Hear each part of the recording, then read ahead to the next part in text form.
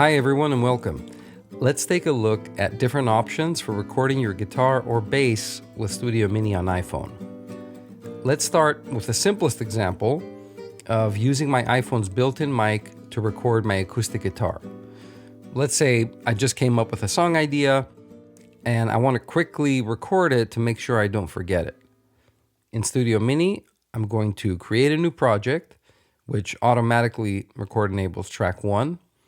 And this means I'm now ready to tap record to get started. I'm going to start playing a bit, and I'm looking at track 1's meter to give me a sense of how hot the signal is. I'm going to adjust how close to my guitar my iPhone is, and now I'm ready to start recording.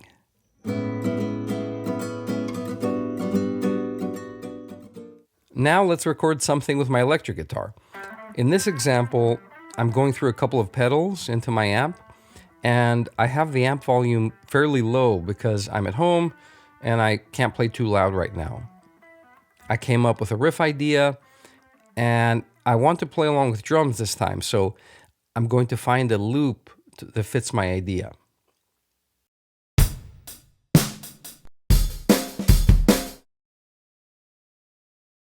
In the last example, we were just recording a single track, so we didn't have to think about multitracking and what we call track bleed. Since we now have drums to play along to, we're multitracking, and we need to make sure the audio we're recording is isolated. In other words, we don't want the drums being played back to be re-recorded onto our guitar track. So anytime we're multitrack recording, we need to be using headphones. This is a must if we want clean tracks that can be mixed well. In this case, I'm going to use a simple 3.5mm to USB-C adapter, and I'm going to plug in my wired headphones.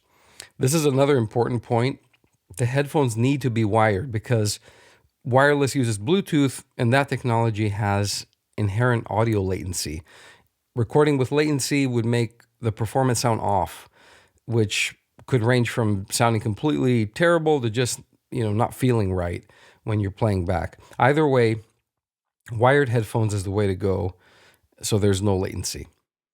The adapter we're using only provides a stereo output, which means that for input, we're still using the iPhone's built-in mic. So let's place my iPhone near my amp, again using StudioMini's meter here to help me understand how close I need to get. I don't want it to barely register a signal, but I also don't want it to go into the red.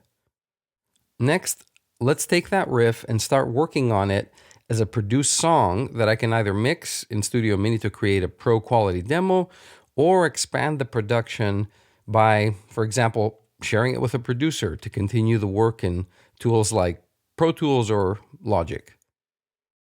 I'm going here from my guitar to my pedals to my amp.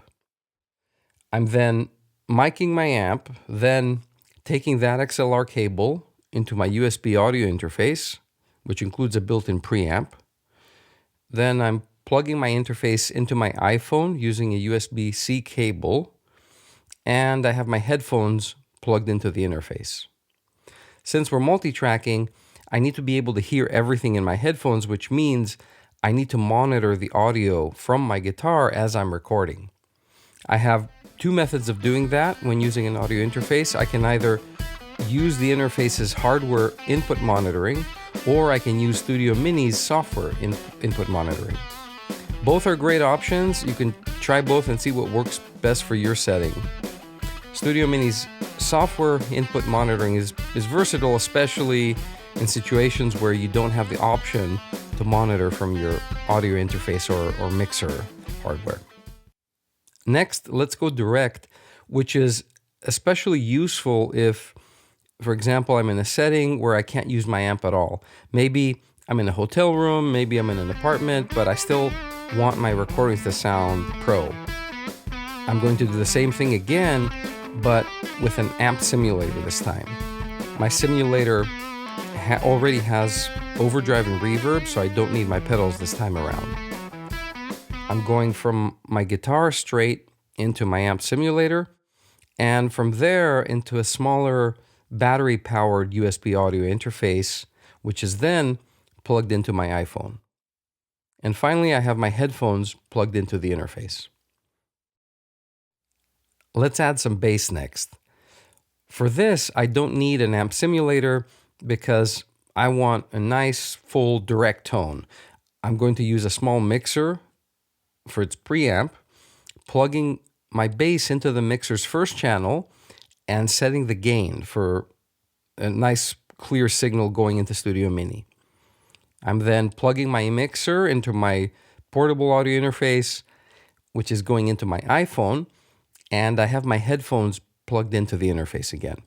That's it. Pretty straightforward. Let's go ahead and record. And that's an overview of some of our options for recording guitar or bass with StudioMini.